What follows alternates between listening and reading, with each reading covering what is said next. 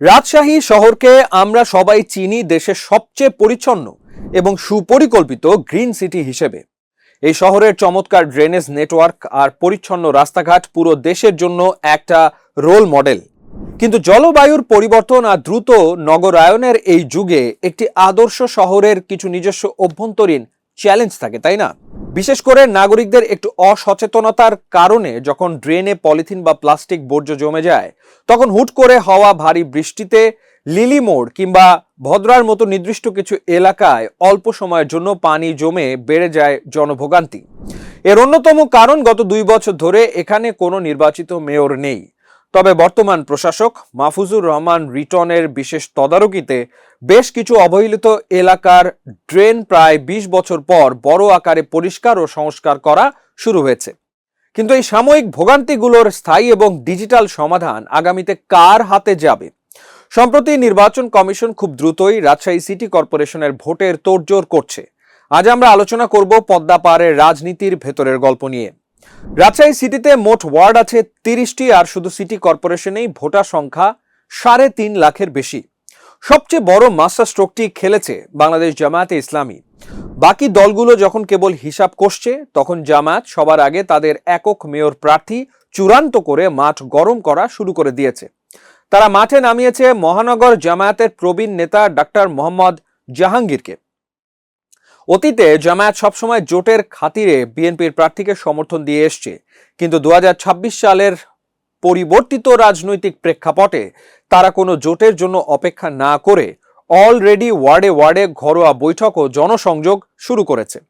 এর পেছনে বড় কারণ হলো গত জাতীয় নির্বাচনে ডাক্তার জাহাঙ্গীর এই আসনে বিএনপির প্রার্থীর কাছে মাত্র 28,000 ভোটের ব্যবধানে হেরেছিলেন।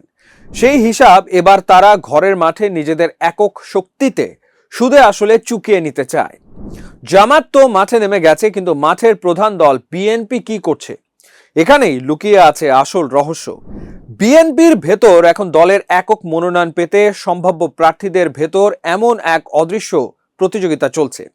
দলের সবচেয়ে বড় দাবিদার ভাবা হচ্ছে মাহফুজুর রহমান রিটনকে, যিনি বর্তমানে এই রাজশাহী সিটির সরকারি প্রশাসক হিসেবে চেয়ারে বসে আছেন। শহরের দৈনন্দিন নাগরিক সেবাগুলোর দেখভাল করার কারণে রিটন সাহেব এখন ফ্রন্ট লাইনে আছেন। তিনি নিজেও কোনো লুকোচুরি না করে জানিয়ে দিয়েছেন, দলের হাই কমান্ডের সবুজ সংকেত পেলেই তিনি ভোটের ময়দানে নেমে পড়বেন। কিন্তু সমস্যাটা অন্য জায়গায়।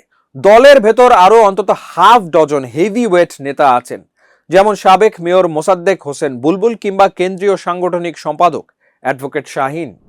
তাছাড়া দল যদি মাঠের তরুণ নেতা রিটনকে মনোনয়ন দেয়, তবে বাকি প্রবীণ নেতারা তা কতটা সহজভাবে নেবেন তা নিয়ে দলের ভেতরেই তৈরি হয়েছে সংশয়।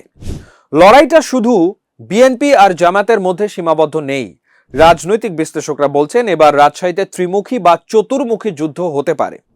কারণ জাতীয় নাগরিক পার্টি বা এনসিপি সবার আগে গত মার্চ মাসেই তাদের প্রার্থী হিসেবে মোবাশ্বের আলীকে চূড়ান্ত করে সরাসরি মানুষের ঘরে ঘরে যাওয়া শুরু করে দিয়েছে। আগে যেখানে মানুষ চোখ বন্ধ করে শুধু দলীয় মার্কার উপর ভিত্তি করে ভোট দিত, এখন কিন্তু পরিস্থিতি বদলেছে। নেতার বড় বড় প্রতিশ্রুতির চেয়ে আমাদের প্রতিদিনের ছোট ছোট নাগরিক দুর্ভোগগুলোকে টেকসইভাবে কমাতে পারবে, সেটাই এখন সবার ভাবনা। আর জামাত আলাদা প্রার্থী দেয়ায় বিএনপির সনাতন ভোট ব্যাংকে লাগতে পারে বড় একটা ধাক্কা। আর বিএনপি যদি নিজেদের ভেতরের এই অভ্যন্তরীণ কোন্দল ও সমন্বয়হীনতা দ্রুত মেটাতে না পারে, তবে ভোটের বাক্সে দিতে হতে পারে বড় খেসারত। সবশেষ রাজনৈতিক সমীকরণ মেলালে বোঝা যায়, বিএনপি হয়তো শেষ মুহূর্তে মাহফুজুর রহমান রিটন বা কোনো পোড় খাওয়া পুরনো মুখের ওপরই বাজি ধরবে। তবে লড়াইটা এবার মোটেও ফাঁকা মাঠে হবে না, এটা নিশ্চিত। দল যাকে খুশি নির্বাচিত করুক, পদ্মা পাড়ের মানুষের চাওয়া একটাই, এমন একজন নগরপিতা যিনি এই পরিচ্ছন্ন শহরের সুনাম ধরে রাখবেন এবং প্লাস্টিক বর্জ্যের দূষণ থেকে এই গ্রিন সিটিকে সত্যিই পুরোপুরি মুক্ত ও আধুনিক করে তুলবেন।